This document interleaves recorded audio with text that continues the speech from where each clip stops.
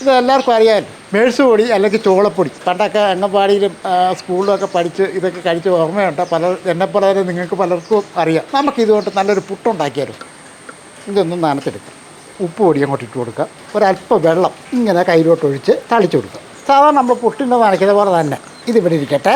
ഒരല്പം ഗ്രേവിയൊക്കെ ഉണ്ടാക്കണം. ഇതേപോലെ ഒരു പാൻ അങ്ങോട്ട് വെക്കാം. വെളിച്ചെണ്ണ ഒഴിച്ചു കൊടുക്കാം. കുറച്ച് കടുക് ഒന്ന് ഇട്ട് കൊടുക്കുക. ഒരു കഷ്ണം ഇഞ്ചി ചെറുതായിട്ട് അരിഞ്ഞ്, ഒരു പച്ചമുളക് ഞാൻ എടുക്കുന്നുള്ളൂ, ഒരു തക്കാളി, വലിയൊരു സവോള. ഇതെല്ലാം ഒന്ന് വഴറ്റിയെടുക്കണം.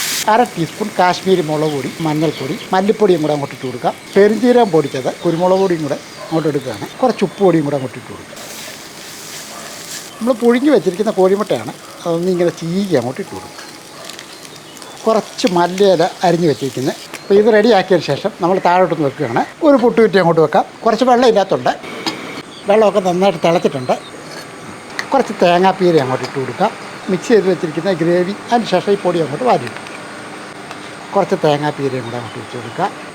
ഇനി ഈ ഗ്രേവി അങ്ങോട്ട്, ഇനി ഈ പൊടിയും കൂടെ, ഇച്ചിരി തേങ്ങാപ്പീര, ഈ മുട്ടയുടെ ഗ്രേവി, ഇനി ഇതങ്ങോട്ട് വെച്ചു. ഇനി ഇത് നല്ലപോലെ ആവി ഒന്ന് കയറണം.